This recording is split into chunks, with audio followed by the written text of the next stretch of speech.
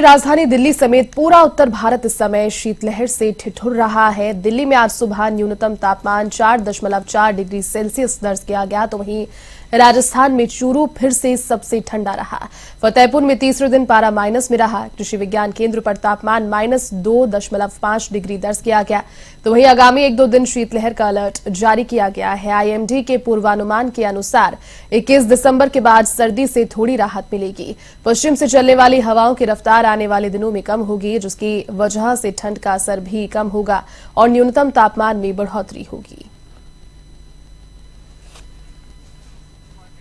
अधिक अपडेट के साथ सहयोगी ऋषभ पांडे इस वक्त मेरे साथ फोन लाइन पर जुड़ चुके हैं। ऋषभ, देखिए पूरे देश में इस वक्त जो सर्दी शीतलहर का दौर चल रहा है वो कहीं ना कहीं बहुत ज्यादा डिफिकल्ट हो गया है आम जनता के लिए और आम जनजीवन के लिए।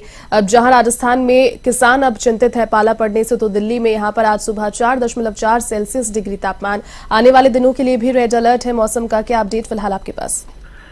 बिल्कुल, देखिए जिस तरह से सर्दी का जो प्रकोप है वो देखने को मिल रहा है, अगर बात करी जाए तो संपूर्ण उत्तर भारत में इस वक्त जो शीतलहर का प्रभाव देखा जा रहा है। और यही कारण है कि चाहे राजस्थान हो, उत्तर प्रदेश हो, दिल्ली हो, हिमाचल प्रदेश हो, जो पूरी बात करी जाए तो पहाड़ी इलाकों में जिस तरह से बर्फबारी हो रही है और हिमालय की तरफ से आती जो ठंडी हवाएं हैं उसका असर कहीं ना कहीं देखने को मिल रहा है। अगर बात राजस्थान की करी जाए तो राजस्थान में बीते 4 दिनों से जो हाड़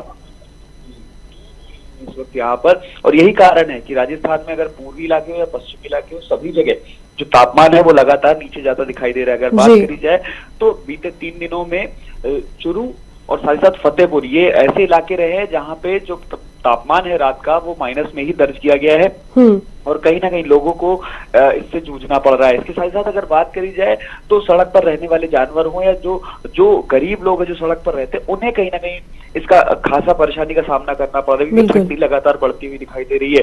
इसके साथ ही अगर बात करें तो 21 दिसंबर तक के लिए पहले ही अलर्ट जारी किया गया था शीतलहर के साथ, और अब पाला भी पड़ रहा है, तो जिससे कहीं ना कहीं किसानों के लिए एक बड़ी समस्या सामने खड़ी हो रही है। और यही कारण है कि राजस्थान हो, दिल्ली हो, उत्तर प्रदेश हो, उत्तराखंड हो, इन सभी इलाकों में जो हाड़ कपाने वाली ठंडी है वो देखने को मिल रही है।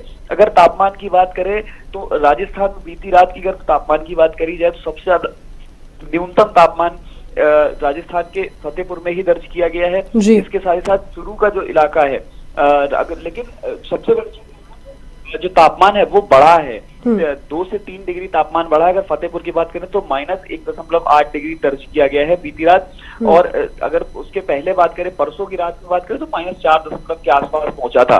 तो कहीं ना कहीं राजस्थान में भी कई इलाकों में तापमान बढ़ा है, लेकिन दिल्ली में जहां एक तरफ ठंडी के लिए येलो अलर्ट जारी किया गया है, तो राजस्थान में भी अभी 21 दिसंबर तक ऑरेंज अलर्ट शीतलहर का जारी किया गया। तो किसानों के लिए, लोगों के लिए अभी 1-2 दिन और सर्दी से जूझना पड़ सकता है, लेकिन आने वाले दिनों में ठंडी से पूरी तरह राहत मिलती हुई दिखाई नहीं दे रही है। बिल्कुल ऋषभ, जिस तरीके से आपने जिक्र किया कि जो लोग रास्ते पर रहते हैं, जो जानवर है या फिर जो गरीब लोग हैं जिनके पास छत नहीं है रहने के लिए, उनके लिए सरकार व्यवस्थाएं करती है रैन बसेरों की। ऐसे मौसम में राजधानी जयपुर की हम यहाँ पर ज्यादा बात करें तो सबसे जो रैन बसेरे नजदीक या सबसे फीजिबल है वो कौन सी जगह पर है? अगर जो लोग इसे देख रहे होंगे उन्हें इसकी जानकारी होनी चाहिए। रैन बसेरे यहाँ पर कहाँ लगाए गए हैं अभी?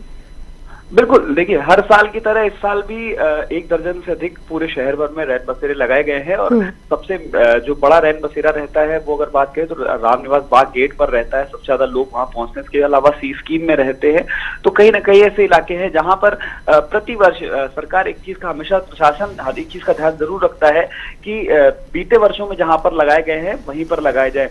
तो यही कारण है कि रामनिवास बाग गेट हो, एसएमएस हॉस्पिटल के पास का इलाका हो, सी स्कीम का इलाका हो, मालवीय नगर के पास कई जगह है, तो ये वो इलाके रहते हैं जहां पर रैन बसेरे तैयार किए जाते हैं और बीते कई वर्षों से इनको लगाया जा रहा है। तो उसी जगह पर जहां बीते वर्ष रहे हैं तो इस बार भी वहीं पर लगाए जा रहे हैं। लेकिन जिस तरह से तापमान में लगातार गिरावट दर्ज की जा रही है, तो कहीं ना कहीं सर्दी से जो बचाव है उसको लोग लेकर चलना चाह रहे हैं। यही कारण है कि अगर रात की बात करी जाए तो जो गरीब लोग हैं वो आपको अलाव जलाते हुए दिखाई देंगे पूरे रास्ते में सबसे। और इसके अलावा जो जानवर है, आप ये देखने को मिल रहा है कि जानवर भी उस अलाव के पास आके बैठे। रात में बेहद कड़ाके की ठंड पड़ रही है, लोग घरों में दुबकते हुए दिखाई दे रहे हैं, क्योंकि शाम से जिस तरह से शीतलहर का प्रकोप जो चलना शुरू होता है, चाहे सुबह के समय हो या शाम के टाइम हो, वो कहीं ना कहीं लोगों की हालत खराब करता हुआ दिखाई दे रहा है। लेकिन आने वाले करीब 2 दिनों तक अभी लोगों को इससे राहत मिलती हुई दिखाई नहीं दे रही है। जी चलिए, बहुत शुक्रिया तमाम अपडेट के लिए।